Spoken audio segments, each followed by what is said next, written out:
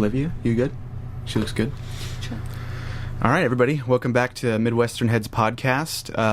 It's going to be a little bit different from now on. We're trying some new stuff, which you'll probably already know about by the time this is out. But switching away from the video stuff for a little while, it got very taxing. We really liked doing it, but just for right now, we're switching back to audio. We want to get it out on iTunes and the big streaming platforms, so people can listen to it and don't have to use up so much data, stuff like that. I mean, it'll be a couple weeks. We've already submitted. This will be up on Podbean, which you'll probably also know by then. But switching away from the video, we kind of felt like the audio would be a little bit more true and to kind of what we're trying to do.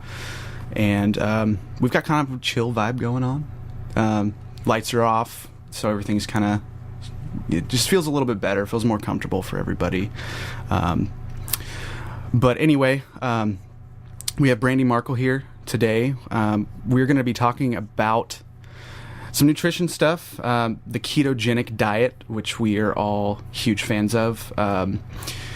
A lot of people are kind of catching on to that now, but it's not as big as it could be, and we just want to let people know about it. So brought Brandi in. She's kind of an enthusiast on this stuff. She's been really getting into it, so... By no means a professional. Nope. Yeah. We're not scientists, but not doctors. Right. But we've done our fair share of research. We all have some personal experiences with it, and Olivia too. Yeah, Olivia's up here, by the way. That's my dog. But we've all got some personal experiences with it, and it's really changed our lives. So we just want to get the word out as much as we can, let our friends know. I'm sure a lot of them probably already do know a lot about it, but kind of contagious. It is. Yeah. People start seeing results. They see that you're getting really quick results and feeling better. And yeah, like I know for me, I just feel like a different person. I didn't realize I was feeling like crap all the time. Mm-hmm. You look like a different person. Yeah, we were just talking before. So You've lost 60 pounds? Is that what? 60 pounds, yeah. 60 pounds. Maybe might be a little over now. I haven't weighed myself in a little while. Do you know how long you've been consistently doing it? I've been doing it for...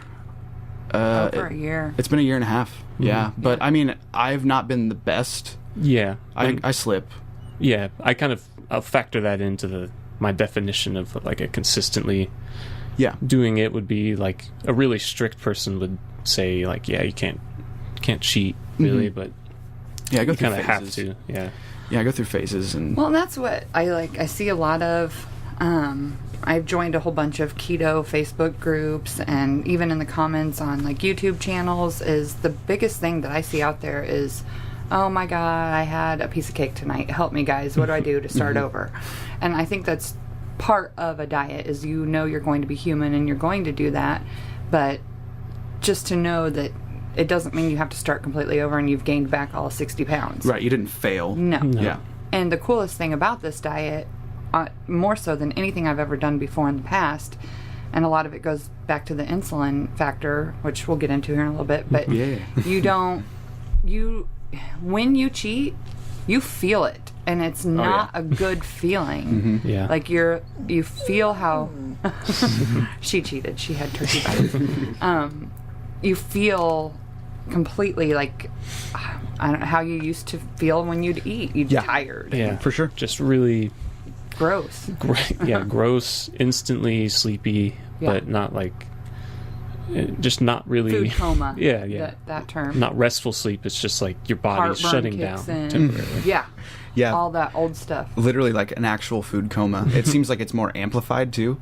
Yeah. Like if I'll have like a day where, maybe it's been like a bad day and I don't want to go home and cook, and I'm so tired of eating, because like you're kind of limited on what you can do. You don't want to be eating fast food all the time, but when you have to, you don't have many choices. So, I like go eat. My weakness is like Chinese food, so I'll go eat like 2 plates of Chinese food, which is still half of what I used to eat. I mean, I could eat 4 or 5 plates of Chinese food before all this, but literally I would go home and I would wake up the next morning and be like what happened?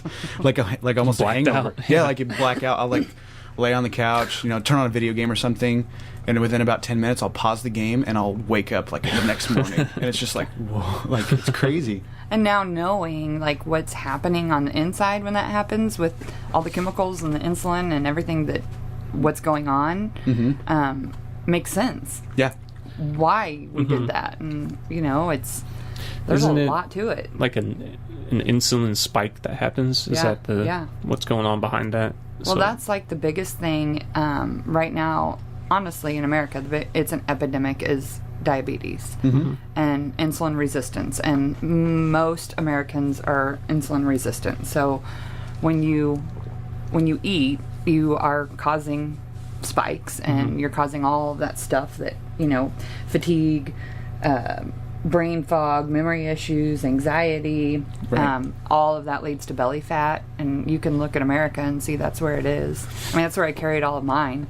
Yeah. And I could hide it really well because I have really thin legs and really thin arms, but that was like that's where it all went. And I can base that off of what I was eating. I knew I had a very strong addiction to sugar, not only just like chocolate and candy, but carbs, the breads, I mean, my husband's family's Italian. You eat bread with every meal, Yeah, and that's a pasta. staple. Yeah. Oh yeah. So like I think back now, like eating pasta and the meatballs were even loaded with breadcrumbs. Yeah. You can even just sugar get in there that you didn't even know. Right. all the hidden sugars. Yeah. Yeah. So I think that's like the biggest thing, looking back and knowing that as soon as I started the keto, and I've only been on it very strictly since January 1st. So what is that, 3 months?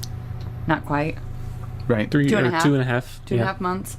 And that's the first thing that went down was my stomach. And Just a lot of like bloating and yep. Yeah. water weight, I guess some people would attribute to that too. But Right. Yeah. I'll go back and like look at pictures of myself, and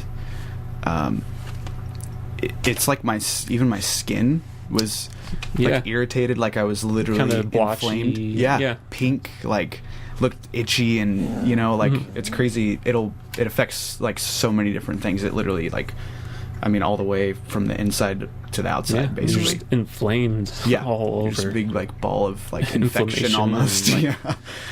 Well, Just burning. Yeah. and your Yeah. skin is a detoxifying organ, like so eczema and psoriasis, and it's amazing to see topically, like on your skin, what's Yeah. going on inside.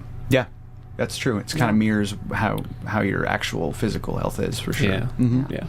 Yeah. We should backpedal a little bit. Yeah. What is? what is the ketogenic Yeah. diet? So what's like someone comes up asks you at work or something, and they're like, "Hey, I've heard you've been doing the diet. Right. What's like a really quick synopsis of it Yeah. that you could do?" You're just basically changing your body from burning glucose to burning fat. I mean, is what it is. It's kind of a term as being a fat burner, and I love the concept of changing from like diesel to like a Prius, like clean energy. Right. Is really what it is. And I like the glucose based diet is what I can't remember what it is. It's like the typical American, I think, has like 70,000 calories off of glucose than like what we need, which is actually like 7,000 or something. Yeah. What time? Like, is there a time period for that? In a day. Okay. Shit. Wait, that sounds like a lot. 70. Stored. Okay. Not in a day. Okay, I was like, damn. Calories That's a lot. per gallon of blood. Okay, gotcha. So we basically, I mean, you think about, like, I know for how I used to eat, and even if you think about it, in a normal kind of setting, I have 3 kids, so they're getting ready for school. If you aren't waking up and cooking them breakfast, which is, probably going to consist of like Eggo waffles, Right. or Pop-Tarts, or pancakes, or Nutri-Grain bar, even when they go to school, that's what they're getting. They're not getting options, so they're starting off with a whole bunch of calories. School lunch is a whole nother. That could be a whole separate podcast for sure. Yeah. But they don't have that option. That's what my kids ask me. It's like, unless I send them their lunch, they don't get to choose a healthy option. Right. And what, the standard American diet is called SAD diet for a reason. Yeah. Yeah. So, it's just basically going from glucose to fat. And it's scary because we had so many years of fat-free everything. Mm-hmm. You don't want fat. And where that all stemmed from just started a false belief in how our bodies, and I think now it's showing for it. The rise of not only diabetes, but epilepsy, Parkinson's, brain diseases, all of that's a reaction to how we've been eating. Mm-hmm. I think so too. Decades. Mm-hmm. Yeah. Just poisoning our bodies. Yeah. Just centuries. Yeah. Not very centuries, slowly. but well, I guess probably. Well, I don't know. Not to the extent that we are today. Right. Because you go to the grocery store and these, like, the foods are, I don't feel like they were originally made to be consumed like on a daily basis. Right. It's kind of like everything is a snack food now. Everything. It is. Your breakfast is a Pop-Tart. Yep. And it's like, if you go down almost basically any aisle in a grocery store is not a place that you should really eat from all the time. And I don't want to be like too bold. Like, I love that stuff, man. It's great. It tastes amazing, but I don't think it was meant to be like survived on. And then it's like people started realizing, or maybe the people making these things realized that they're extremely addictive. Yeah. And they started making a lot of money, and then it just kind of like took over. It seems like, I don't know. That's just like a theory, but a lot of that food it's really easy to make it in like mass quantity too. Yeah. So that's why it like started off so big, and everyone kind of relied on that because no one had any money. So they, you just buy bread and like cheese and butter, bread and milk, really high calorie density foods. Mm-hmm. But over time, as like everything became cheaper. Well, and you think about it too, it's not sustainable. Like, you don't get full, and so you need more.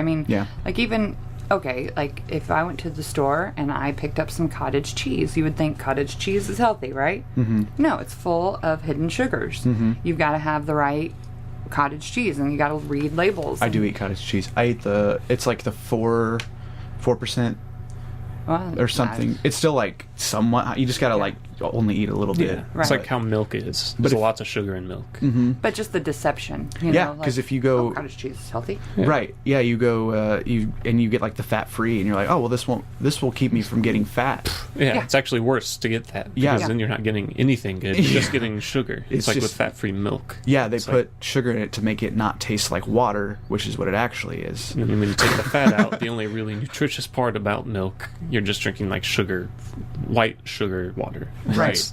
Full like, of maltodextrin and all sorts of other stuff. Just and that's what this diet, and I hate to call it a diet, but in any diet that you do, you've seen it from your mom, your dad, your grandparents. They do a diet and they lose 20 pounds, and then over the next year they gain 40 because diets are bad.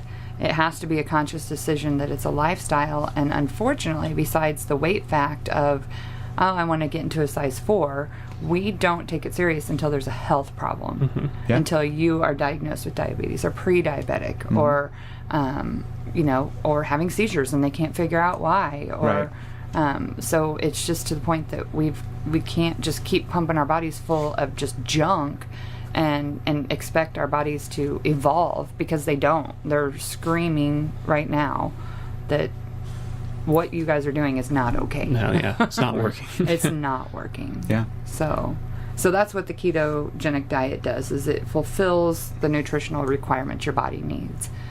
And finding, the ways that it works best for you is really what's key.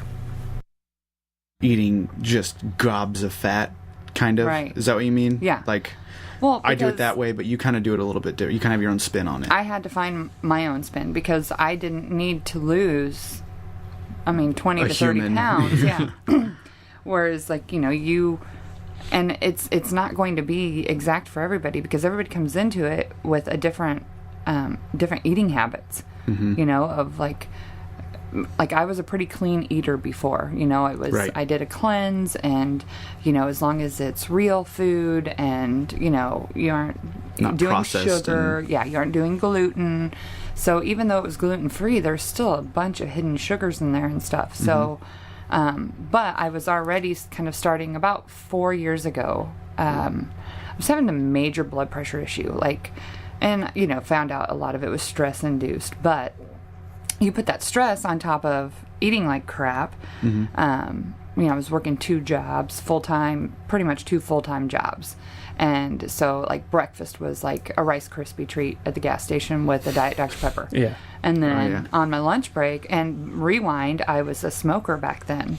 So on my lunch break, I would sit there and smoke as many cigarettes I could possibly get in 1 hour. I definitely remember doing that. Yeah. And then just wash that down with a Little Debbie brownie or and another Diet Dr. Pepper, and then 3 or 4 hours would go by, and of course I was starving, so I'd grab something on the way to the next job, which was typically nothing of substance, and then crash, and then about 9:30, 10 o'clock when I was on my way home, grab another snack food item. So I was not eating meals at all. I was getting absolutely no nutrition at all. Blood pressure was consistently 220 over 110. I'm assuming that's bad. I don't know. Yeah, I don't actually know. Absurd. Yeah, that sounds bad. Absurd. Normal blood pressure is 120 over 80. So 220 over 110, you start feeling delirious. You see sparkles in your peripheral. You feel like you don't know what's going on. It's very, very bad. You can essentially have a stroke. I was going to the doctor, and we had tried probably a dozen different blood pressure meds because you have to take the right 2 together or whatever. So about 6 months of that and not getting any results and still continuing to have this blood pressure issue can cause heart damage. Yeah. And irreversible, I'm sure. Yeah. Absolutely. So and I kind of hit the stage too that my mom has high blood pressure, my grandma had high blood pressure, my grandma had congestive heart failure. Maybe I'm just doomed. Maybe that's what my doctor told me. You can't swim out of your genes. Well, I don't believe that at all because he never once asked me, what are you eating? How's your lifestyle right now? That should be the first question. Yeah. Are you sleeping? Are you completely stressed out of your mind? And so literally after spending hundreds and hundreds of dollars between copays, going to the doctor, prescriptions, 6 to 8 months of this, I finally was like, what do I have to lose? And I did this cleanse and only ate, whole foods, organic, non-GMO, stopped all medicines, quit smoking, all at the same time. Damn. Lost 40 pounds. It was amazing, and I felt great. And then a couple years go by, and I'm not in a stressful environment for work anymore. And I wouldn't say that I was heavy by any means, but I wanted to get healthy. I remember going to a personal trainer and them asking me what my goal was, and I said, I don't want to come to you and say I want to be a size 4. I want to be healthy. I want to look like I have muscle definition. I want to not have migraines. I was fighting migraines majorly. And so anyways, long story short, we all have a past, and that is all laid out in our body. And so what works for you isn't going to work for me, isn't going to work for Jimmy, isn't going to work for our buddy Corey, who's doing this as well. And all that stuff has done some damage inside of our body. For sure. So it's about finding what works best for you. And definitely at the beginning of starting keto, I think a lot of it is overwhelming for people because you're just like, oh, you just get on this website and you find your macros and you have to follow that. That's all you do. Yeah. But for me, and I think for you as well, and we want to know why. why are we following that? Why do we need that much fat? Good God. Right. You know, like, well, my app says I need another 30 grams of fat. I guess I'll just have another cup of coffee with 2 tablespoons of butter in it before I go to bed. Yeah. You know, so it's just figuring out what works best for you and sticking with it, and kind of having a support group, you know, to bounce these ideas off of is key with any diet lifestyle change. Yeah, I think I can definitely relate to that too, because like for me, I've definitely stepped away from following the like rule book of this is exactly how much you need, you know, this is exact much fat, stay under these carbs.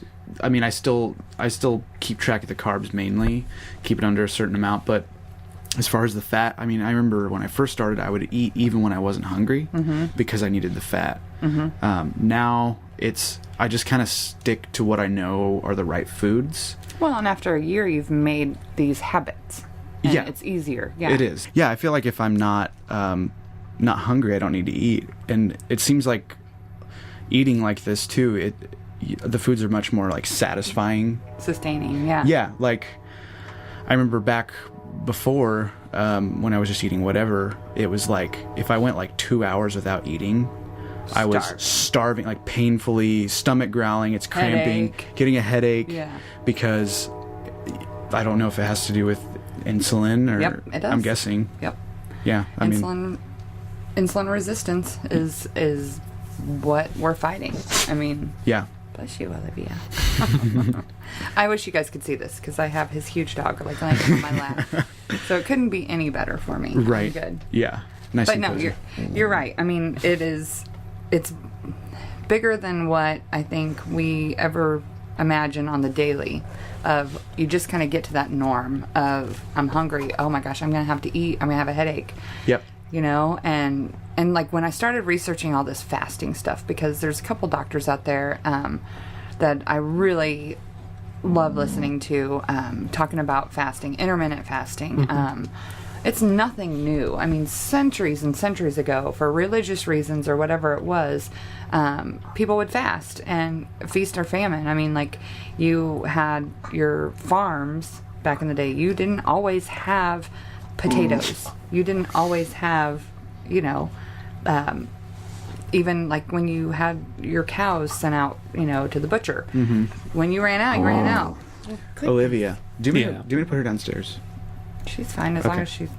I mean, she's cool. Not to mention, like lack of ways to preserve certain foods. You didn't have freezers and deep freezers and stuff like that. So you'd eat it, and then you'd go 3 months without beef. So then you'd be, you know, fishing, and you'd be having fish or whatever for, you know, 6 months, and just like nuts and and vegetables. Whatever you could find. Really, just kind of like a nomad's diet. So they probably had stages where they'd be in like ketosis, and then other stages where they'd be in like a hypoglycemic, I don't know what you'd call it, but kind of like our standard diet where it's like constantly engorged on like a feast of like bread and cheese and, big event stuff. Like sounds funny, but I mean, like, you even like watching Game of Thrones, you know, the kings and the queens and the court all ate well, and you know, they were all heavier, and then the people, the common people and the farmers, they were the ones who outlived them. They were the fighters. Because their bodies were lean. That's true. That actually makes a lot of sense. That's kind of like looking to people like what is the word? What's the proper word? Eskimo? I don't know if that's correct anymore. Inuit. Eskimo. There's certain people will get mad at you for either one, I think. So it's people who live near the poles, closer than we do. wildlings. No, you didn't know that yet. The native in the cold. Inuit people that are in the cold. They eat like whale blubber. So they're eating fat. Just pure fat. Those people live for like an absurd amount of time. Like, and they're 100 years old is not a big deal. No, they don't have cancer. They don't have seizures for no reason. It's unbelievable. I mean, blows my mind. Not only are they living really long, but also in that environment too, where it's in a harsh negative 40 degrees. And it's crazy. Well, and that's, I mean, back to like the insulin resistance, that's the number one cause of weight problems. So with the keto diet, I think I found that once you tie that in with intermittent fasting, and I think, like for me, I had to consciously find that out. For you did it naturally. Like you said before, like if you're not hungry, you don't eat. Well, what happens is your body's turned into burning glucose, as we did before, to being a fat burner, is what in the kind of the keto world they call that.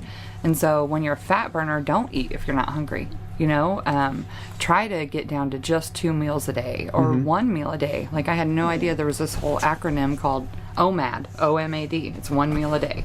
Oh, really? And so you just like feast once a day, basically? Or? The best way to do it really is over like 2 to 4 hours. So like, you know, at noon you have a real big salad and... That's like your meal period. Yeah, so. All of your veggies, and then by 4 o'clock you have, you know, 8 ounces of protein or really...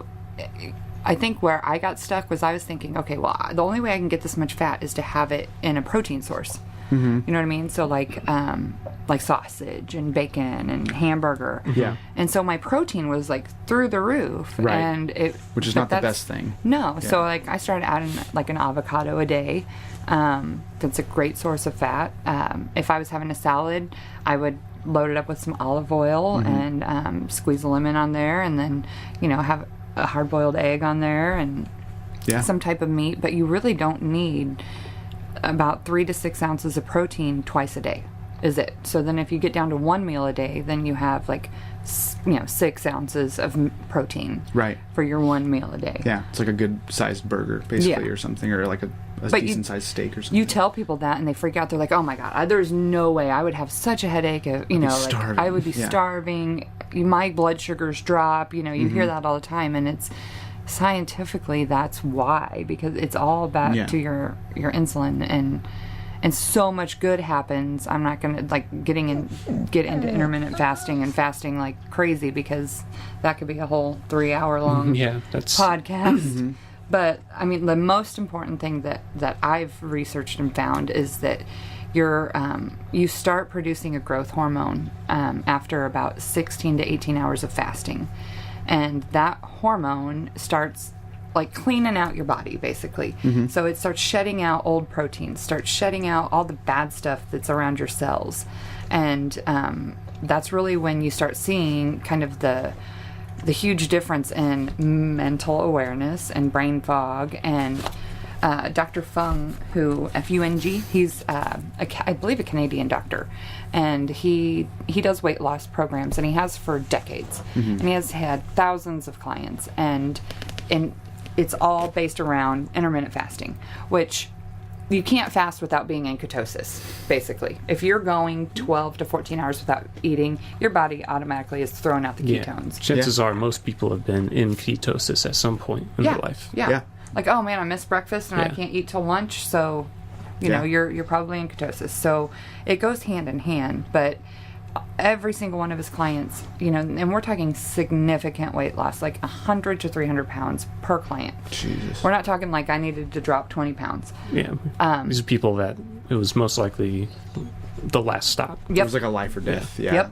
Yep. And his thing was the alternative to gastric bypass, alternative to lap band, alternative to, you know, the ones that are medical procedures that are being done. Yeah. So what he's found, though, is with that growth hormone, I think it's autophagy, I believe is how I'm pronouncing it right, but that's what sets in, and that is basically the anti-aging that happens. And that happens not, you know, like as a woman, I think of a skincare line, you know, like lotions for your face is anti-aging, but all of our cells are aging every year, all the time as we grow older. And the growth hormones that go in and kind of shed off all those proteins and get rid of all that just junk that's blocking everything is when you start seeing seizures in epileptic patients diminish, just go away. Not like, oh, well, now I only have one a year, or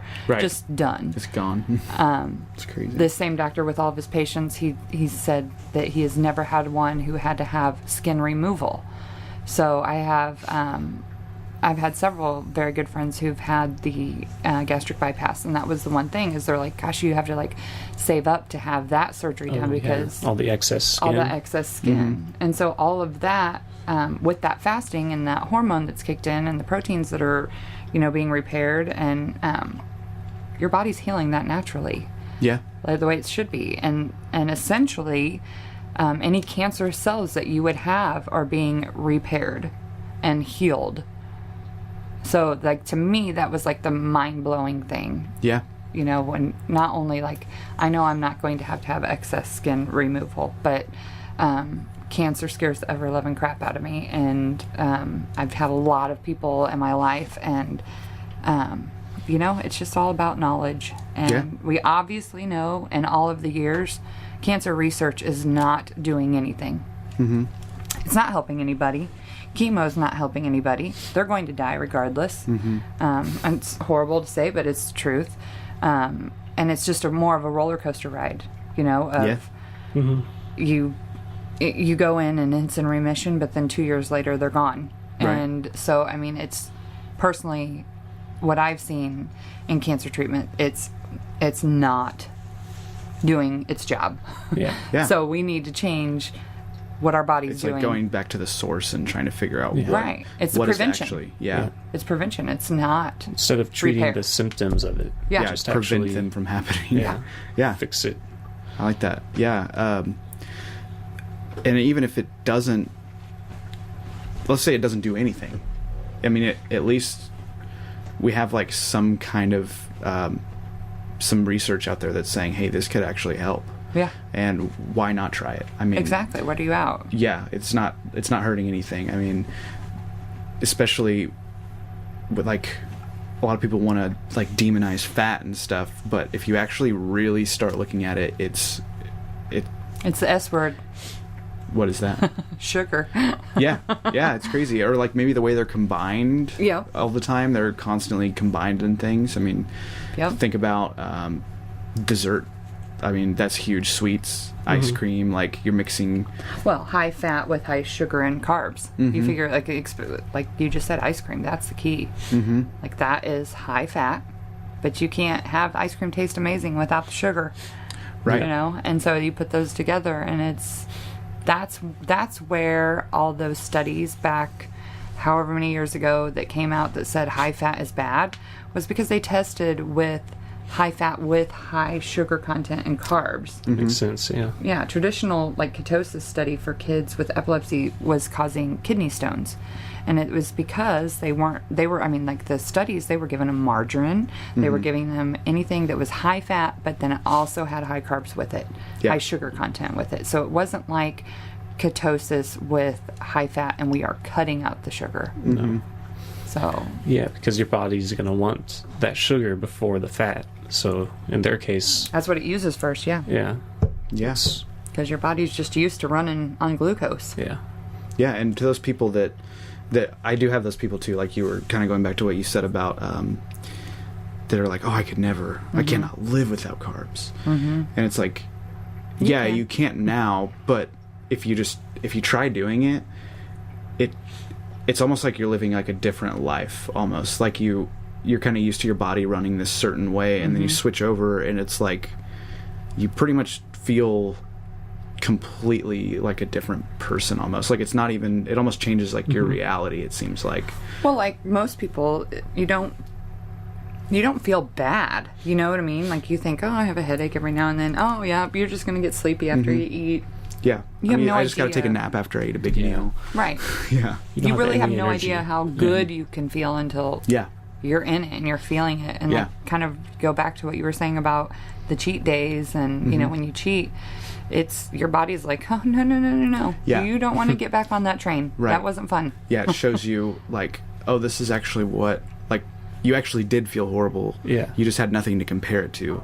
Right. So then you get out of that, like, slump. our whole life. Yeah, and then you get out of that slump, and then when you jump back into it, it's like, oh, this is what most people feel like all of the time. On the daily. It's crazy. I mean, I know for me, like, I used to have really bad heartburn, and Corey, that's also doing it, he had really bad heartburn, acid reflux.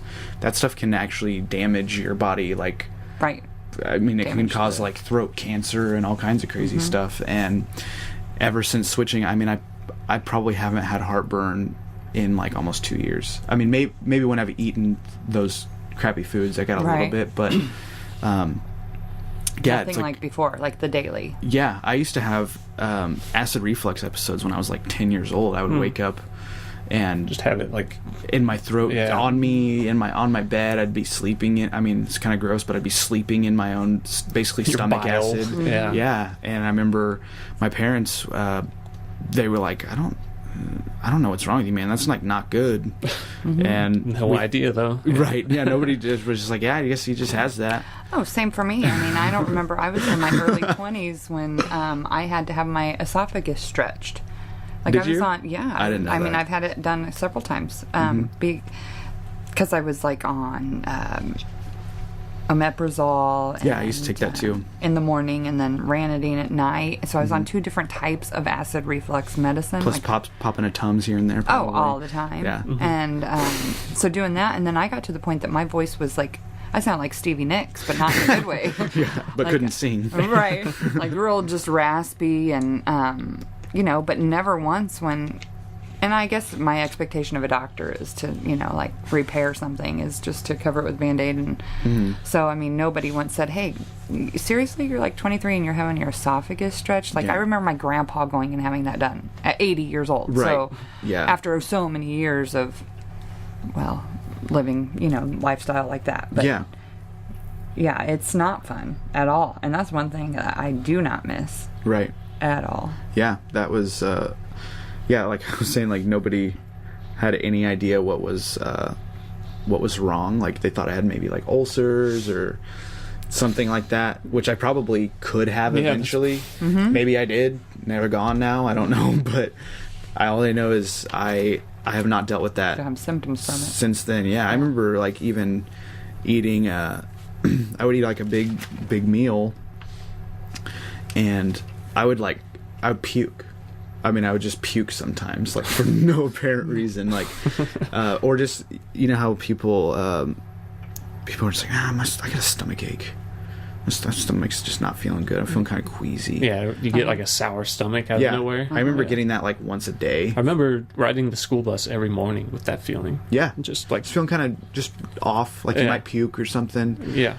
And it was definitely because I would be like drinking like an orange juice or something like. Yeah, orange juice, man. That's a huge one. Like, and I love orange like juice. Sunny D, like like sugary fake orange juice, 1% real juice. Just orange that drink. right in the morning. Yeah, after brushing your teeth, which is Yeah, With a Pop-Tart, exactly. probably. Probably with a Pop-Tart or like a Nutri-Rain bar, which is like just as bad probably. Oh yeah. Yeah, and like orange juice is a huge one. I can't remember who was talking about like juice. Like it was a podcast I was listening to, but like how it's just so actually pretty bad for you. Well, yeah, people. I mean, I thought too. I thought, well, this just comes from fruit. Yeah, fruit's good for you, right? So juice has got to be good for you. But when you eat a fruit, you have dietary fiber. So you're chewing it. You're actually doing something. You're burning calories too while you're eating, right? Yes, I remember watching this one too. I think I sent it to you. Maybe so.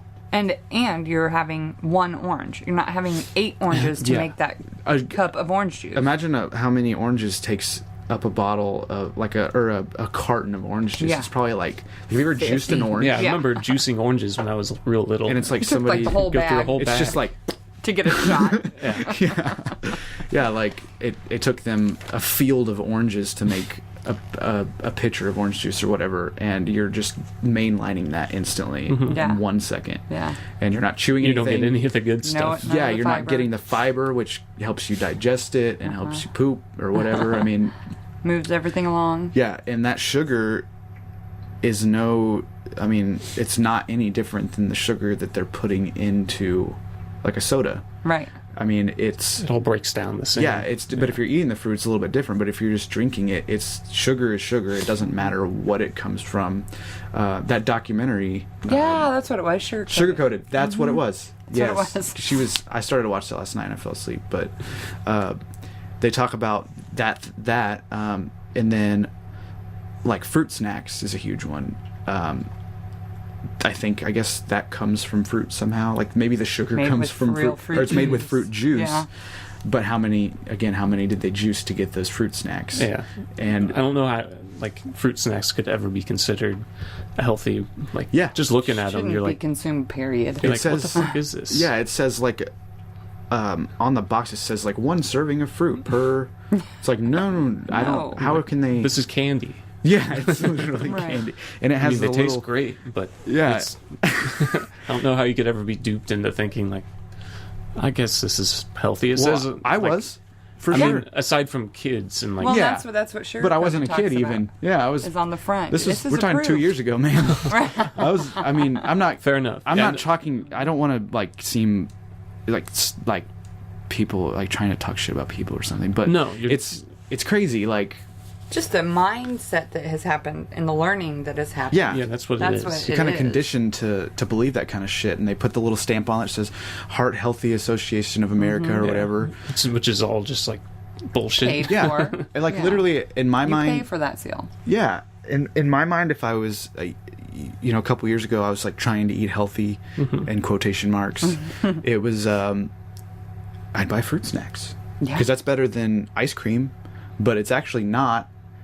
if you really think about it. Yeah, because I can see the logic behind that, though. Yeah, that makes sense. It makes sense. And it's real fruit. It's presented to you in a way that is very believable. And I don't think there's some mastermind trying to control us with that or something. But it's I guess everyone just kind of has the same misconception.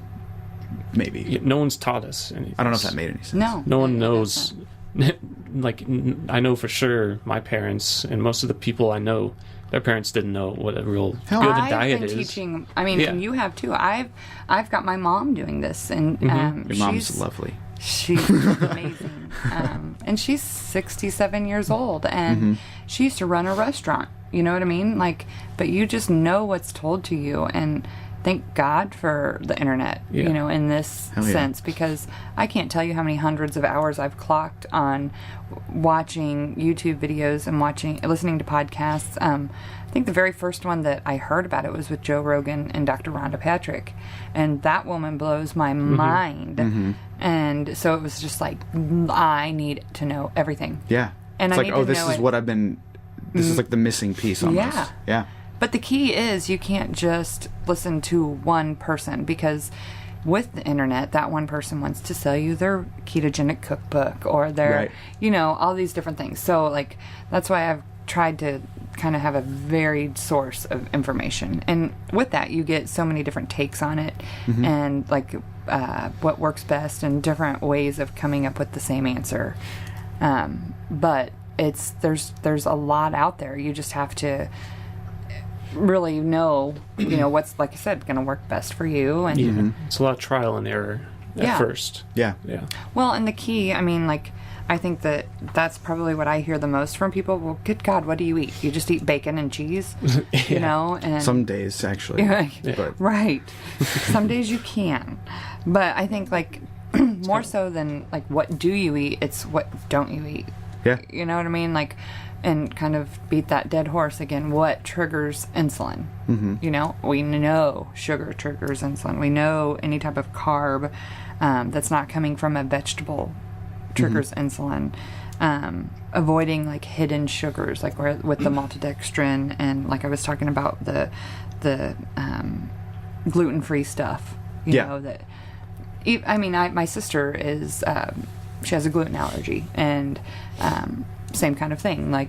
We'd go get her the box of pre-made cake mix that's gluten-free, and but then good God, you read the sugars in there, and so it's like, who cares if it's gluten-free?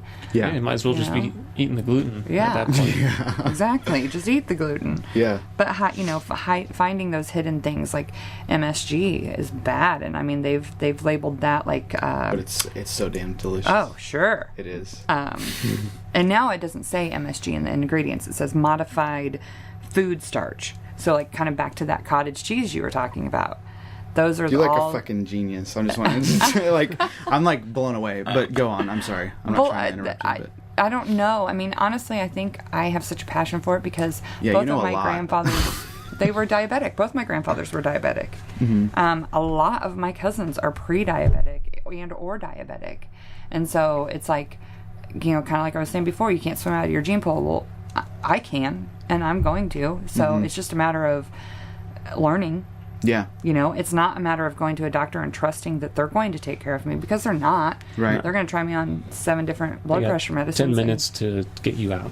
Exactly. You have 10 minutes. Get on to the next one. I literally said to my doctor when my blood pressure was high, after like 7 months of nothing working, I was like, well, I read a study that said celery helps lower blood pressure. And he was like, never heard of it. Or never heard of that study. You're like, why not? Well, why You're not? a doctor. That's what I'm talking to you about, is blood pressure. Right. Like, you don't care that I'm drinking a 12-pack of Diet Dr. Pepper a day. Right. And wondering why my blood pressure's so high. Yeah. Or that I'm living off of Little Debbie fruit snacks. Or Hostess cakes or whatever.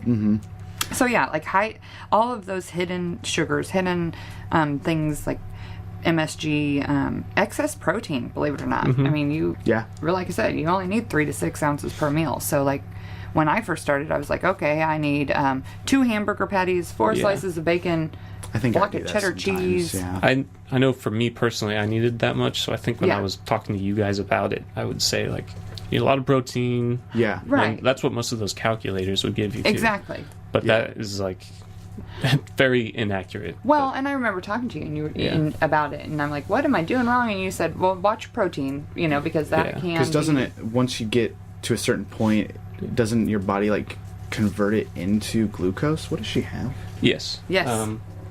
Well, the combination. Okay. Yeah, she can chew on her toy. Well, that's okay. Really, it's like, my cousin said this years ago. She was like, you don't want to ever combine your sugar and protein, or your carbs and protein. So, like, if you're going to have a hamburger, don't have the bun and don't have the fries. Right. Because actually that spikes your insulin more than double. Really? Yeah. The combo? The combo. So that makes sense why like hamburgers are so good, or like lasagna, Italian food in general. Yeah, there you go. Anything got the pasta Italian with the sugar and the sauce and the bread. I think she has. She has a toy that has like plastic noise stuff in it. Yeah, I can take it if you want. You should take it. She gets to be sad. She has to be doing something. Sorry, right? No, she wants to play. Yeah, just leave it. That's fine. avoiding like low-fat foods. That was like the demise of health. Was SnackWell's like they were talking about that in Sugar-Coated in the documentary about like the low-fat snack. Yes. But it was full of sugar. Yeah, because it's basically nothing. And nothing comes low-fat in nature. Period. Right. Yeah. You think about it like a nut. Nuts have shitloads of fat in them. Yeah. Anytime you have protein, it's not going to be low fat. Right. So you're like chemically removing it or something. I guess is what I don't know how they do that, or if I guess they're just I don't know. Like think of like low fat yogurt. Like how do they just add water to it? It's just a different way of making the yogurt, I think. Really.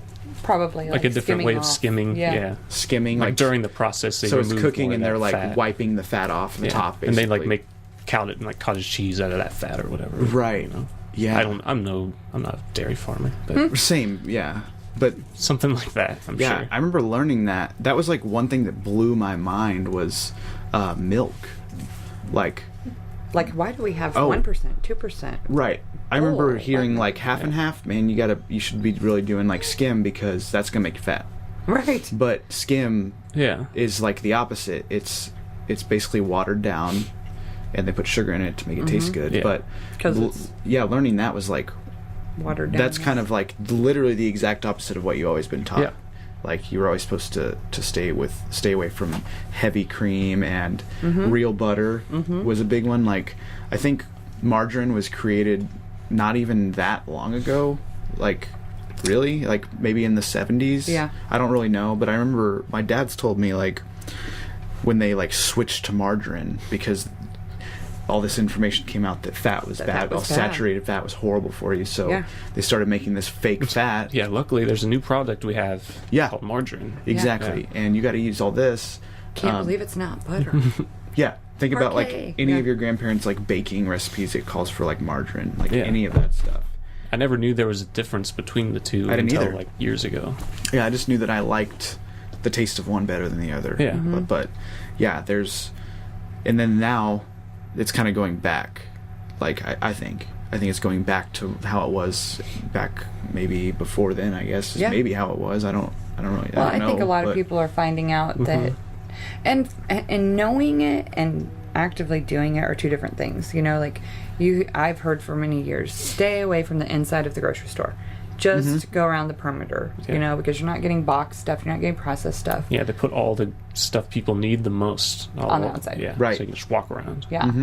But I mean, like, to me, the coolest thing is taking this lifestyle and how much more fulfilling it is, not only like physically how I feel, but you're going to farmers markets, you're going to local butchers, you know, and you're making relationships, and we're giving back to our local farmers, whereas, you know, it's not the big old Tyson food chicken plant down. Right. Yeah.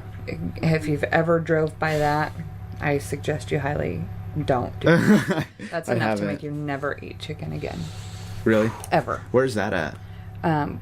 Down, like, it's southern Missouri. Really? I didn't know past that. it going to the Ozarks, but oh my gosh, you look inside, and you know those big round half moon kind of, you see them on farms. You know, it's just a outbuilding, but it's round, like half circle. Yeah. And it goes forever, and you look in there, and you just see chicken. Like, you can't even see the ground. It's just chicken upon chicken upon chicken, and they're I've seen something, and it was a documentary about Food that. Inc. is a Food Inc. Yeah, I'll never forget watching that. We had just ordered pizza and wings, and literally, like, we put on Food Inc. and we're sitting there waiting for the pizza and the wings to get here, and it gets to the part of the chicken ordeal, and it's you so see fat it can't even. Its legs are it's breaking its legs. Yeah, it's having a heart attack because it's so big. And we're sitting there, and the pizza and the wings get there, and they're sitting on the coffee table, and we all look at each other like, nope, nope, because that's definitely one of those chickens. Not eating like That's that. for sure one of those chickens. Have you ever seen that movie? I think I got like 10 or 15 minutes in before I was like, yeah, it's hard. It's all stuff that you probably could have like guessed. That's how it is, but stuff you knew but you didn't really want to look at. Stuff you don't want to see. Well, and like what blows my mind is like, I love that kind of stuff. I'm all about the conspiracy. I want to hear about it. You know, like, I think that even with ketosis, like learning about this diet, like, you can easily fall down a rabbit hole when it comes to sugar and the whole low fat epidemic and all these different things. But you give me that conspiracy stuff of like, how did our government say, oh, you know what? Load those chickens up with antibiotics and it's cool and hormones. Absolutely, let's give it to all of the people. Let's just make sure we have enough chicken nuggets to go around. Like, seriously, like, that kind of stuff just blows my mind. Yeah. And so I'd much rather go to a farmer's market, or my husband hunts, and so we have a freezer full of deer. Yeah. Do I prefer it? No. Right. But you know what? I know that deer's fine. I know that right. You know, like, crap exactly what's in where it came from. Yeah, so that kind of stuff just intrigues me, I guess. Yeah.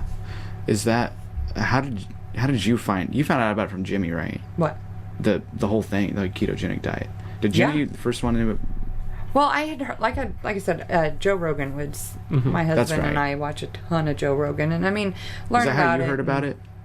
I think it was probably from my old roommate Justin originally, who introduced me to it. But yeah, really, and then I started listening to it on different podcasts like Joe Rogan's, and there was that other doctor guy too that you told me about. Yeah, I was trying to remember his name earlier, but yeah. Oh, the big guy you were talking about. He's a really like huge muscle bound university doctor, but his voice doesn't reflect how he looks at all. It's kind of deceiving. But I think he was on Rogan's thing recently, if you look back. But gotcha. regardless, was it D'Agostino? that's the guy. Dom. Okay. Mike. Dom. Yeah. Dom. Tom D'Agostino. Love Yeah. him. Yeah. Yeah. I recommend everybody like. Yep. I check think him out. actually, now that reminded me, I heard him first on Tim Ferriss's podcast. Oh, okay. And he did one with Dom, and then I kind of fell into it from there. Yeah, It's a lot that goes into it, so. for sure. There is, and I mean, like, you know, even when I talk to people about it, they're like, it's just too much thinking for me. It's like, oh, Excellent. all right. Well, you're not Well, then, you know. not willing. Yeah. I mean, it shouldn't. We are a vain society. You know what I mean? Like, it shouldn't be all about just being lean and trim. No, you know? I'm not. Yeah. But, like what you said, how much better you feel. How much better I feel. Yeah. How much better Yeah, Olivia feels. I wouldn't pass. Like, I don't pass judgment on somebody who eats a normal diet. No. Like, Some people can make the having carbohydrates in their diet work for them. And For that's, sure. and Yeah. it's not like inherently bad. It's just about what food you choose. But for sure. Right. a lot of people have more success with the ketogenic diet Yeah. or just a better lifestyle. And or, it seems like it's the only diet I've ever seen that's actually backed. It's not just for weight loss. Mhm. It's for Like, it's like medically. it's like not hey, this medically, actually makes you but healthier. a much healthier being. Yeah. You know, and there's such thing as medically induced, or not medically induced, but whenever you're in a hospital, they can kind of force you into a state of ketogenic or ketosis, where they change your diet on purpose to treat something. So it's Yeah. actually it's- like a medical tool. But Yeah. it makes you wonder why that shouldn't just always. Oh, you heal faster if you. Yeah, or for like you're having a bunch of seizures or something. So. Yeah. Well, think about it. Like, I mean, I've always thought, I've had 12 surgeries, and I've always thought you couldn't eat solid food after surgery because of your bowels, you know, like you go into the bathroom. And it's really, I mean, they don't tell you that actually you're going to be spiking your growth hormone that's going to help heal this faster. You If know? you don't eat solids, if you aren't eating, yeah. Okay. I see what you're saying. Yeah, like a liquid diet or... Right. which typically is like sugar-free Jell-O, which isn't going to spike your insulin. Right. But anyways, we should be into the phase of figuring out what's going to make us sustain and what's going to allow us to continue to live a healthy life. And you know, if you're just wanting to drop 20 pounds to get ready for bikini season, then keto's still going to work for you. Yeah, you know, exactly. But once you start eating, like I had a lady ask me the other day, well, what do you do when you start introducing carbs back in your diet? And I said, I don't know. Yeah. I wouldn't do it Yeah, I just don't. because I've done You can it. feel and the difference. Yeah, shoot. The other day I had some jalapeno Cheetos, Oh yeah. and Those they are- were amazing. Yeah. But I mean to tell you, like within 10, 15 minutes, I started having hot flashes. That I was going to throw up. Yeah. It was not worth it Yeah. to cave because I was like, you know what? I've been good for 2.5 months. I haven't cheated. Even when I drank alcohol. I had Yeah, wine. water and vodka with some Mio. Yeah, yeah. And I was like, I'm just going to do it. And I didn't even get like probably 4 or 5 handfuls in. Yeah. Tore up the roof of my mouth. I don't know. Yeah. It was worth it. They're like razors. Yeah. It wasn't worth it. So I don't know. I wouldn't want to introduce it back in. But Yeah. Yeah, I've done it a couple times where I'll go into like a 2 or 3 day stretch of eating just normal whatever, and I usually way overdo it because it's like, well, I'm already I mean, in. it is so good. I mean, you get They to make eat it that way. Yeah, it's non-filling and tastes engineered. awesome. Yeah, I mean, literally, people talk about how McDonald's is gross, and that's bullshit. Because it's delicious. because it's literally one of the Engineered to best make. tasting things in Yeah. the world. As long as it's like fresh, the fries Yeah. There was a lady, we were on our way back from the gym, and there was a lady next to us eating fries in her car, and I was like, I want to be that lady right now. Right. I want to be so bad. It was right as we got back into Independence, ironically. But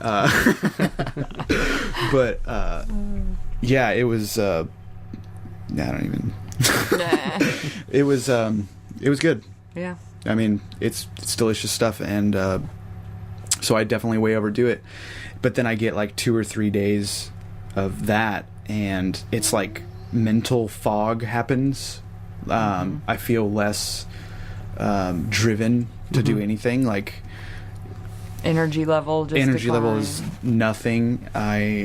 And then he has me to say, "What the hell are you doing, Dan?" Yeah, she straight up. ass. I want to give you some credit because it's usually on my days not working, and then I come into work, and I'm like, I had Chinese, and then we get drunk, and then the next morning I went to Poncho's and had I'm a over there, California "What?" burrito with potatoes, and Well, because you look like a completely different human being, you know? And so it's you're like, hey, This is alter ego. I want you to slip back in, because I know, I mean, God, I've lived long enough to know that it's easy to fall back in, you know, because it's easy. It's easy to go. so easy, yeah. Yeah. That's why it's the norm. Yeah. It's Well, path we're of all- least resistance. I mean, Yep. Yeah, We're all working like we're so busy. 1 billion hours a week. And And that's just it. That's I mean, that's mostly it. Yeah, that's a lot of it.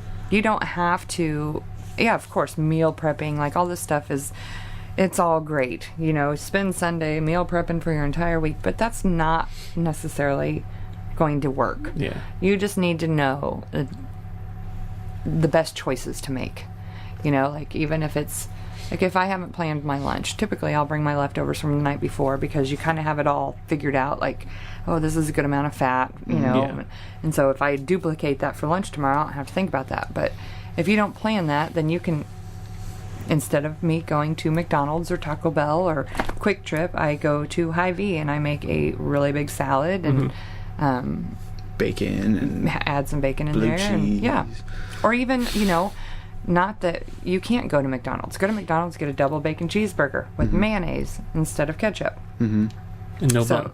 And no bun. yeah. And so, you know, like, I just feel like there's always going to be an excuse. You can always have an excuse. But Yeah. it's truly having the knowledge of how to do ketogenic lifestyle, having the support around you.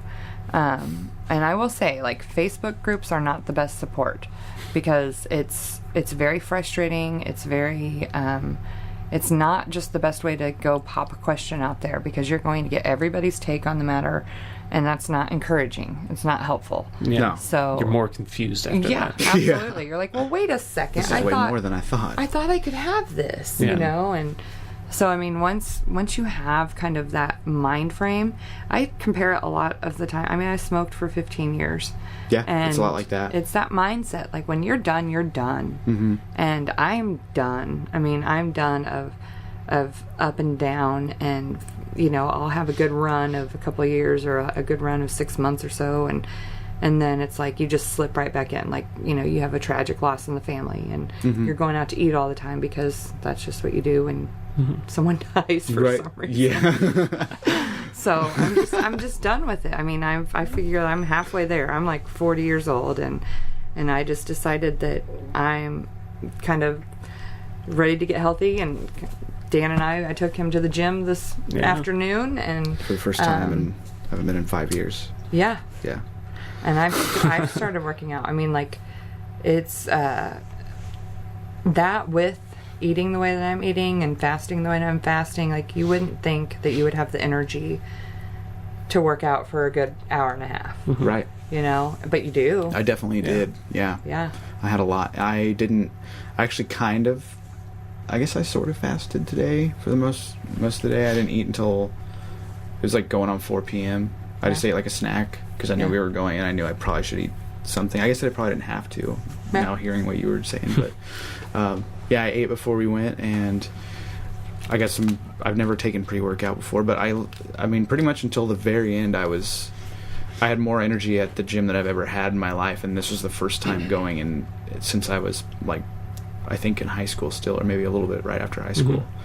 But it was a huge difference.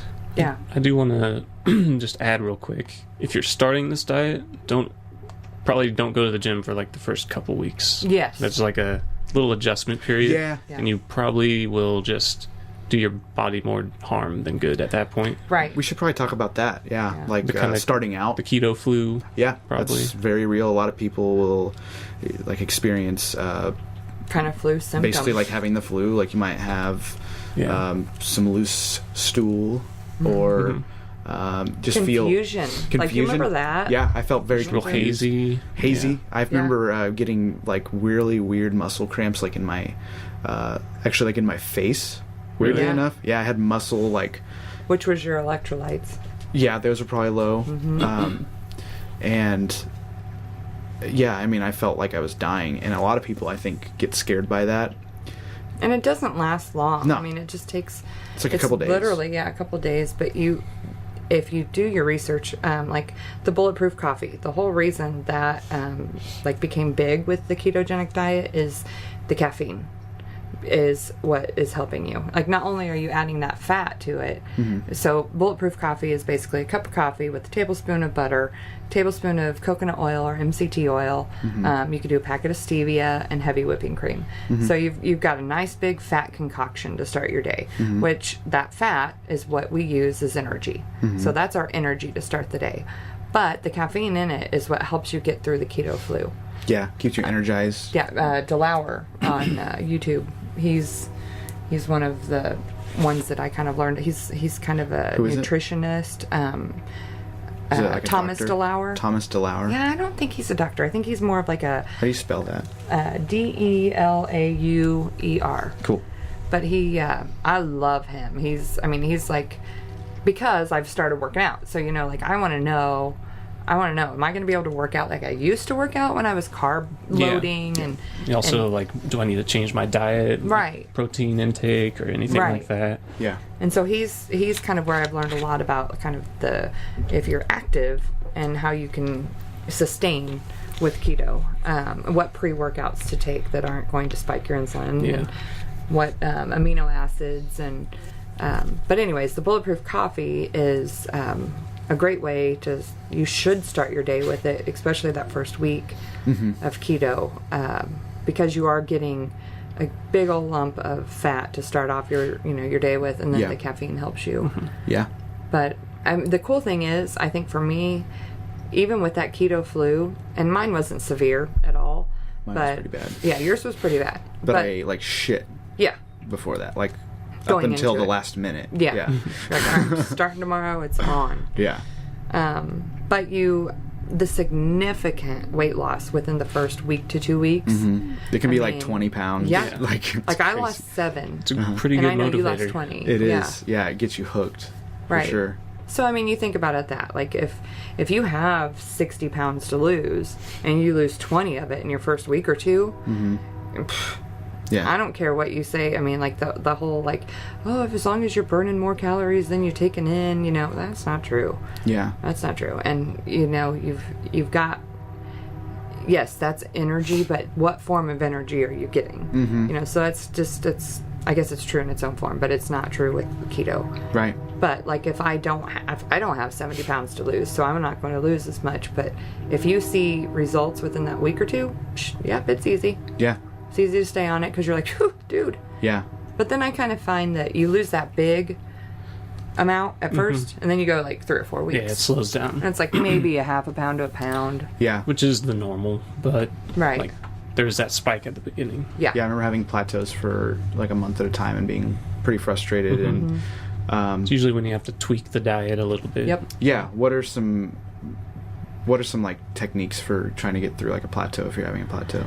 Well, like Jimmy just said, you've got to you now weigh different. Like if you started out at 150 and your macros said you needed a certain 120 grams of fat a day, now you weigh 140, so you don't need that much.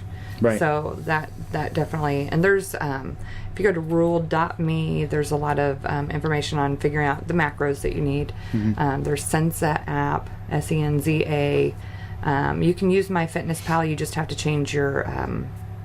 You have to pay for it, and you have to get them. I to remember change your doing that. macros. Yeah. I'd say Senza would probably be the best one. Yep. It seems like. Yeah. And Senza's cool because it's keto friendly. Like It has a kinda made for that. homepage. Is that the one you showed me? It had the really nice interface. Yeah. It's kind of Yeah, black. it's really Yeah. cool. Yeah. Yeah. And you've got like a lot of recipes and ideas, for. That's what I love about this diet too. Is like I feel like I'm reinvigorated with cooking. It's not. Oh yeah, we you cook know? we cook almost every single night. Yeah. It's a lot of dishes. It's cool because Right you look now. at what you're cooking and you're like, this is crazy. What am Yeah. I making? Yeah. Right. It's so good. Like, You're right. yeah. Yeah, well, God, Most of it. That's is- like gourmet.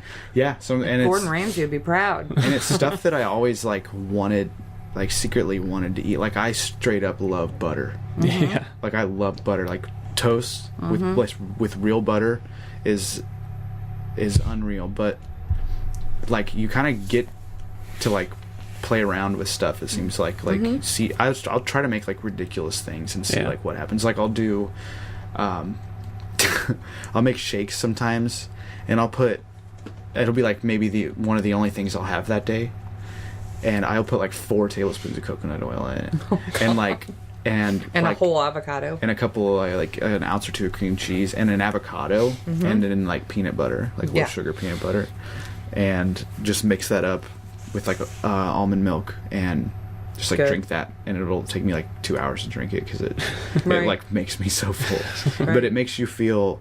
There's sometimes where I'll have a lot of people like chase this feeling a lot with keto. Is you almost get like a euphoria. Does that ever happen to you? And when I get that mostly when I'm fasting. Yeah. After a certain point, you get into I'm not hungry anymore. I actually feel like more energized than I Amazing. was before. Yeah. And that can last for like hours, even like days, Mm-hmm. depending on how long you're Well, that's what I fasting. found is that you're supposed to work out at the end of a fast. Mm-hmm. And, before I would have been like, there's no way. I can hardly, I'm going to have a headache and I'm going to have, I'm not going to be able to keep my eyes open. And, and actually you do hit this like backup gas tank. Yeah, your body's going like, gotta start burning fat now. Yeah. But that's, I've had that experience too, like kind of fat euphoria. Right. Yeah. Somebody on Rogan was talking about, I can't remember who it was, but they were talking about your fat, like let's say your stomach fat or whatever. Think of it as like little fuel tanks all around, like a pack of them around your body. But you don't know how to use it yet. So, you know what I mean? Like you don't have the correct part to convert it into energy yet or something. Right. So it's like teaching your body that basically. But I'm sure once you hit fasting, that's basically sort of what's happening is you're using like your reserved fuel. Yeah. Basically. You start making ketones out of it. Ketones. Yeah. We should probably talk a little about ketones. Yeah. I don't know if you probably know a lot about ketones, don't you? Ketones spill out into your urine when you're in ketosis. And that's how there's keto strips, like urine strips that you can use to see if you're in ketosis. They're not always right. They're not 100% depending on who, which doctors you read and read up on. Some of them are fans of them. Some of them are not. But the ketones are from your liver. Yeah. It's like your new It's your new fuel. Yeah. Right. So instead of glucose or glycogen, I guess Right. it's using those ketones, which your brain actually kind of thrives on better than using the sugar. Yeah. Right, the glucose. And that's why so many amazing results have come from even like Children's Mercy Hospital here in Kansas City. They are recommending the ketogenic diet to their pediatric epileptic patients. I didn't say that right. Epileptic Having trouble with that one. patients. And that's just like I don't know. Those results are just mind blowing to me. Yeah. It's like, well, okay, but if that's good for epilepsy, then why aren't we? Yeah. Why aren't we just doing this that? with dementia patients and recommending that? And, and which I guess some doctors are, so I can't say that. But there's a lot of like red tape involved with introducing diets on, I guess, what could be fragile patients. So they're no one even wants to give it a shot. When, like, what's the worst that could happen? Right. Yeah. You just are kind of hungry. That's the worst. Yeah. Yeah. It's like, why not? When they could just sell you a drug or something to add to your other drugs, Right. to help treat the symptoms rather than actually helping you at the source of the issue. We're all a little paranoid, aren't we? I'm joking. Well, it just does seem that way sometimes. It just seems like, why aren't people asking the right questions? That's what that doctor, I think he's out of Las Vegas maybe, but he was on Rogan. He wrote a book. I wish I would have looked it up so I could have referenced it, but he's talking about alternative medicine practices where the doctors put away the prescriptions and start recommending foods and food sources and what you guys see it all the time on Facebook, on Pinterest. Eating this will lower your blood pressure, eating this will lessen your causes of that, and I guarantee you not one of those are processed foods, Pop-Tarts, Doritos. You never see that. Hey, a bag of Doritos keeps the doctor away. No, never. Got a migraine? Just eat some Cheetos. So just look at it in the general sense. Okay, everything you've ever seen that's going to help you be healthy is not in a bag, in a box, in the middle of the grocery store. Right. So in a general sense, let's take out all of that. Right. Yeah. So it's, I don't know. I feel like, being a parent, I feel like it's my responsibility to pass that along to my children. Like if I were the reason that one of them became diabetic, you know what I mean? Like it's not, it doesn't have to be in your genes. Both of my grandparents were. Yeah. So you're not doomed. And I'm not diabetic. Right. But you don't. But if you are living off of junk food, essentially. Living off junk food and you're already prone to that happening. Yeah. Because I'm sure genetics do affect what you are more susceptible to. Well, and I think... But if you're doing both, if right. you have that and you're just not doing anything to help prevent it, then you're pretty much, you are doomed, And you think of it being... I read this once and it always stuck out to me. It's not genetic. I'm going to cook the same way that my mom cooked. I'm going to have in the house what my mom had in the house. Right. You know what I mean? Yeah. So that's where it comes from. It's not the hereditariness of, well, my cells say that I'm going to be this way because it's in my DNA. Yeah. No, it's what's in my refrigerator. Yeah. And all those habits of eating are passed down. You eat the way that you were raised. So that makes sense. Yeah. For sure.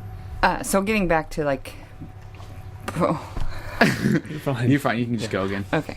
Kind of circling back to where you said breaking a plateau. Hang in there, first of all. Yeah. Keep doing what you're doing. You're not going to stall on losing weight. Your organs, your cells, everything in your body are doing work inside of you. So the weight loss is going to come. It's going to come. You just have to look at that weight loss as a bonus. Everything's healing up. Everything's going to take a little bit of time. So once you kind of have that set aside, and you realize that, it takes just a little bit. Right. But you can't hear anything? No. Yeah, it started doing a weird thing. I don't know. It's weird. I can hear it myself out of one ear. Yeah, that's what I can. Okay, so this is all right. Yeah, I guess we'll just have to deal with it. Can you hear through one ear? Yeah. Pull off the... Oh, there it comes back. What is that? That's weird. I don't know. It might be something to do with the mixer, because I don't... It has to be. The levels on this part are not messed up. So can you shave that? Yeah, it's still fine. Sorry. That's all right. Balling on a budget. So yeah, once you kind of have that mind frame, going into it, I think is a little easier, Yeah. that could possibly happen and that it may happen. And it may not happen. You may consistently drop 2 to 3 pounds a week. Who knows? Right. One thing I would highly recommend is measure. 100% measure over stepping on the scale and seeing the pounds. Yep. I wish Good I would have advice. measured. I didn't this time around, but I can definitely tell in my clothes. So, but yeah, measure your... I think on MyFitnessPal you can do it. I'm not sure about on Sensa, but it shows you exactly where to measure. like your waist, your hips, your arms, your biceps. Take pictures. Oh my gosh, the before and after pictures of Dan and of Corey it speaks for itself. They're mind-blowing. I'm like one of these Facebook groups that I'm on. It's really encouraging to see these people anywhere from down 7 pounds. And you think about that, like, that's 7 pounds. That's a bowling ball of weight. Yeah. But you see these people's faces, and I think that's really where you see it the most, is kind of the puffiness starts going away. Yep.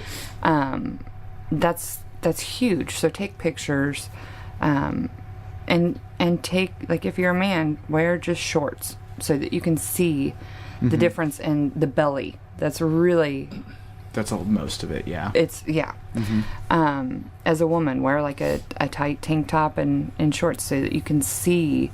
You don't have to share it. Just keep it for yourself, so that when you're kind of hitting that plateau of 2 to 3 weeks and you haven't lost any weight, look back at that picture and take one and compare it. So that's a major thing. But there's so much stuff out there on breaking a plateau. Crazy things like, I don't know, I've seen one that said eat 5 ounces of cream cheese a day and just eat 1 ounce every 3 hours or something like that. Yeah.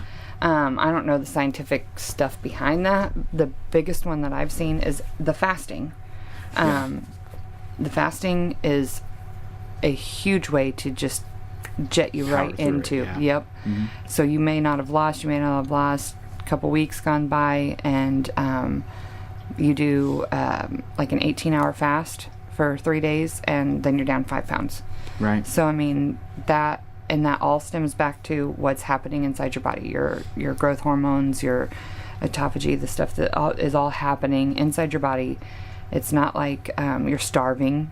Your body is switching from the fat that you're putting in your body to the fat that you already have in your body. I don't know if you've watched Survivor or Naked and Afraid or any of these shows that these people go out and they're living in a jungle for a month, and they're just trying to find something to eat, and you see their before and their after, and they've lost like 20 or 30 pounds. They're not nutritionally deprived. Right.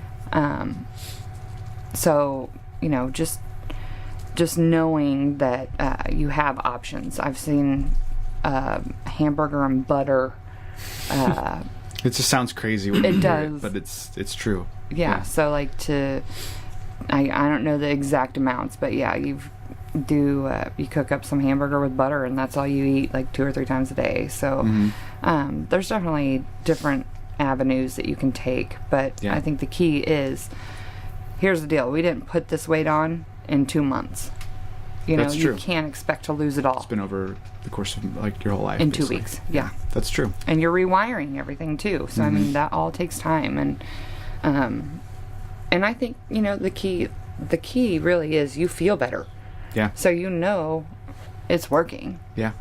But yeah, just being patient with the process. And like I said, if you want to drop some quick weight that first week, that's living life good. Yeah. Because it goes fast, week or 2. Yeah. So for people starting out, would you say like Cinza would be the number one spot?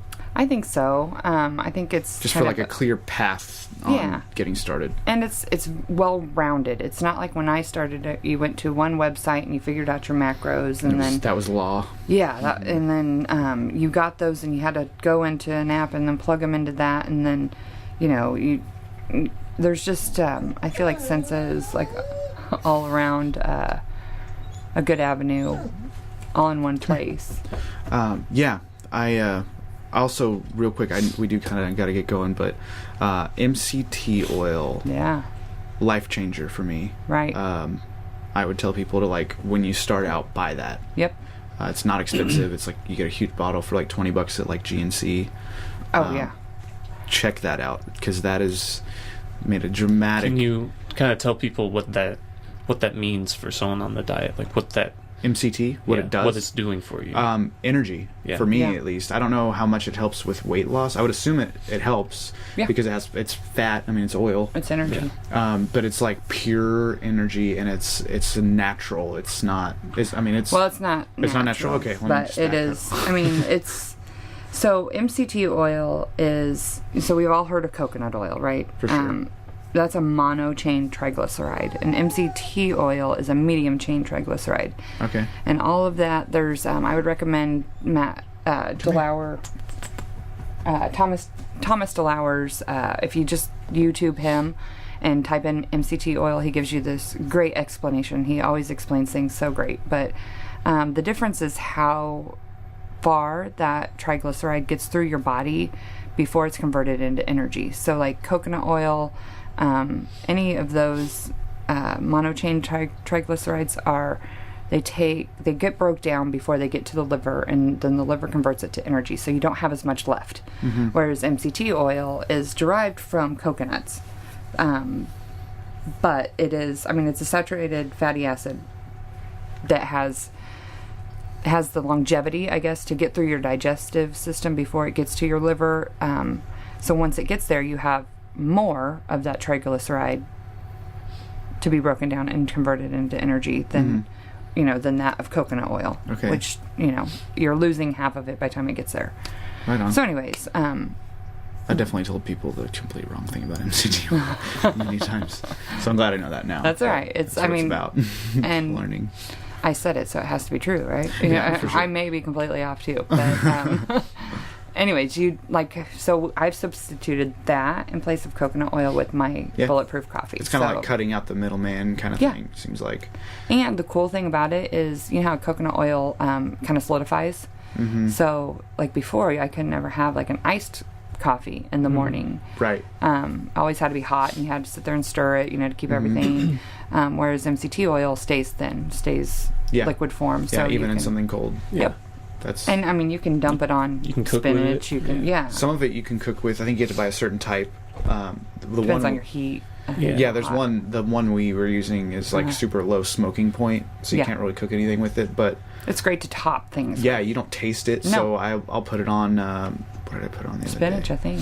Yeah, I had like just a can of spinach because I was kind of I didn't really have anything, so I just grabbed a can from my house and dumped it out of the water and dumped some of that on there, and it literally is like after lunch. I mean, I still get a little because I sit down and kind of stop going during lunch, so you kind of get like a little sleepy and you kind of stop. But that just is like a full blast of energy, right? And it makes me go the whole day. I would not recommend starting off with a teaspoon. No. Definitely, you need to kind of get your like a couple drops at first. Used to it, like a half a teaspoon can cause some intestinal discomfort. If you just pour it in there. And that's with kind of a lot of things that especially when you're going sugar free, you've got to be careful about sugar substitutes. Yep. I know I have a pretty low tolerance when it comes to certain sugars. Or sugar substitutes, but like xylitol, erythritol, stevia, monk fruit, all of those. Fat bombs. I can't live without a fat bomb. I mean, what is a fat bomb? So there are fat bombs galore out there, recipes, and they are basically. Instead of I've changed the way I look at the word fat, and I think of it as energy. Yeah. So, after I've fasted, I'll go typically at least 16 hours, and then I'll have a fat bomb. So that's kind of my breakfast, but it's like mid-morning. Mm-hmm. And I have my favorite recipe that's like a cream cheese, butter, peanut butter. I use a pea protein instead of a whey protein. Just low-carb, low-sugar protein powder. Mm-hmm. I'll put a couple English walnuts in there, just has a little bit of texture. Some crunch. Yep. And so I'll have that, and that's typically about 22 grams of fat. And you figure with the bulletproof coffee, which is right around 20 grams of fat, that's a good third of my day. Yeah. But that's a lot of energy to start off my day. And then, you have a nice big salad. You really need to, I think, focus on the vegetables, because that's really where we're getting our nutrition. So make a big old salad, not iceberg lettuce, because we know that has no nutrition in it whatsoever. Yeah, you want like dark green, like leafy greens. Leafy, yeah. Like that mix, it's all purple and dark, and or just spinach is fine too. But yeah, load it up with the cauliflower and broccoli and, all those good fibrous Brussels veggies. Sprouts are great. I love Brussels sprouts. Love Brussels sprouts. Yeah. So yeah, the fat bombs are really kind of when I started seeing a huge increase in my energy. When you're just going like lots of fat but very low protein or anything else. Yeah, just like mainly just fat. Yep. Yeah. Well, cool. So yeah, it's a great source. Anyone have anything else before we Well, first, we have something. We have something. I should have led with this, but this is my first podcast, so I apologize. Thank you so much for having me, Dan. Thanks for coming. Yeah. I appreciate it. Thank Jimmy, you guys are great. I am by no means a professional. I am by no means even have a degree in nutrition or medicine. All I have is my life experiences and my passion. Same here. And it shows, especially when you surround yourself with people who believe the same or, have kind of, I feel like lived on both sides. And we've all kind of like trudged through this together, like finding out little key information pieces. There's like little hacks almost. Yeah. And so, I mean, that's really what drives me. I mean, instead of sitting and playing Candy Crush at night now, I sit and watch do research. videos, read books, and just inundate myself with all of this because I feel like it's my responsibility. This is my life. This is, I have children that I want to pass this to.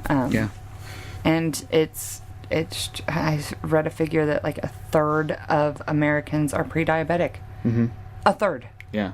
That way surpasses any other number of what's affecting America. Right. So that's true. It's scary, but instead of turning that into a fear, it's going to be positive in how I live my life. So anyways, thank you so much for having me. Yeah, thank you. Thanks for coming. Yeah, and I would say the same. Yeah, I mean, if anybody wants to reach out to us, again, we're not professionals, but we can send you in the right direction. We can show you the professionals. Yeah, we'll point you to the research that we've looked at, and you can form your own opinion from that. Yes, exactly. You can at least give it a shot. Like at least learn about it. I mean, it's not about the weight loss. It's about feeling good. I mean, I want people to feel good. I love my friends and I love my family, and I just want people to know about it at least. So maybe. Well, don't you feel like it's kind of giving you a whole different outlook on life, like what you do on the daily? Absolutely. Yeah, like that's what's really cool to me. Yeah, for sure. It's a life changer. So yeah, you guys. I mean, anyone listening, if you feel free to reach out to me. I'm on Facebook, Brandi Lush Markle. I've also got like a private group that, like I said, my mom's really into this now, and she finds a lot of great recipes, and we post them on there. But, just you want to ask questions. I know that's kind of what I found in a lot of these different groups and stuff is I'm just doing this because I love it, and that's it. I don't have a book to sell. I don't have a protein powder to sell. I don't have supplements. So there's no hidden agenda. It's just pure passion, really, I think. Yep. So feel free. All right. Well, thank you so much, and we will definitely do this again. Yeah. It was great. So awesome. Thanks so much. Thanks, guys.